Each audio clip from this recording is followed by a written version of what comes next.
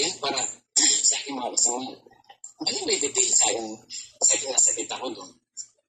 Sasabihin ni Celia na, di ba nawala ka? Ganito. Siyempre nawala ako dahil naglalakbay ako. Meron kong ginagawa. Di ba nakikita mo, Celia?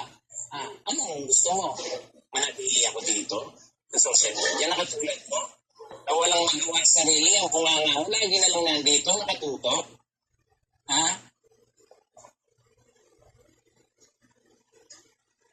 Ikaw nga, maghapon kang nandyan. Kita mo naman gusto naglaksa. Kasi umaga-umaga, di ba? Imbis na kausapin mo yung asawa mo, yung mga anak mo, ba't ka lang dito nagkikipag Hindi, yung minsan, or mga 30, 1 hour, 2 hours, 3 hours. Pero hindi, nakatutok yung mga mo dito Dahil malulungkot yung mga buhay nyo. Katulad mo rin, Cynthia.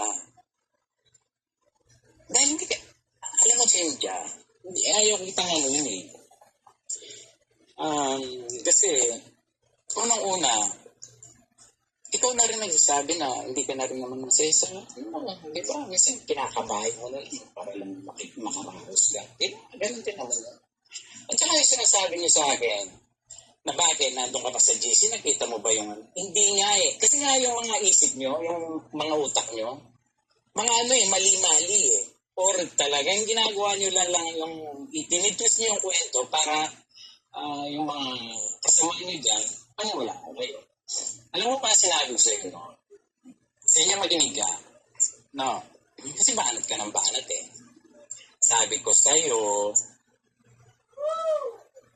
ito sa live ko napapanood ito, na kayong dalawa ni Cynthia, na sinabi nyo na pag umaakit yan si Daisy yan, bumababa kayo dahil ayaw nyo siyang marinig.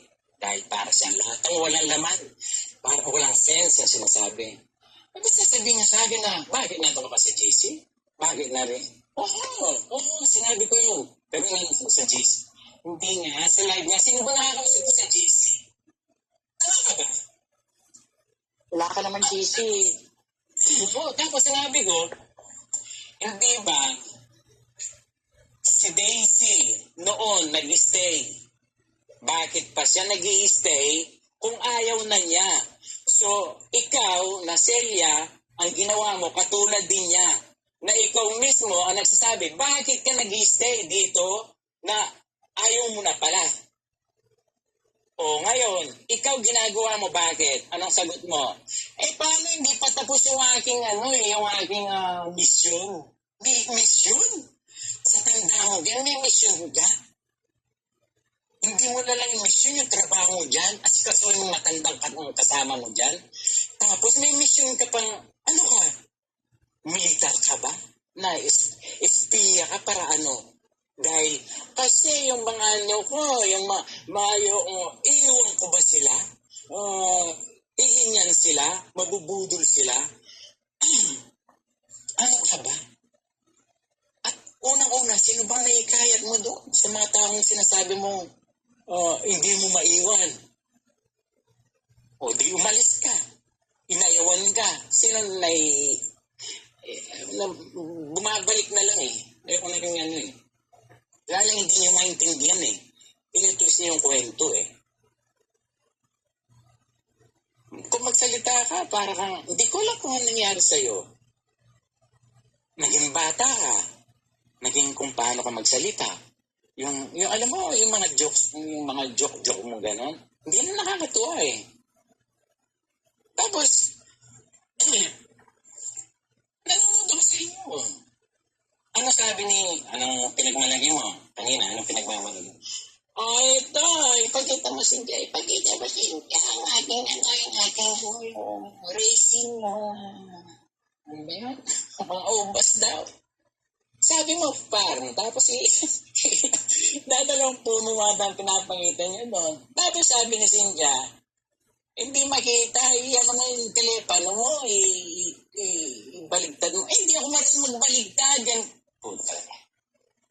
Celia, intindi mo sinasabi ni Cynthia. Sabi niya, iyan mo lang, yung kamay mo, hawak mo yung telepono, di ba, tayo.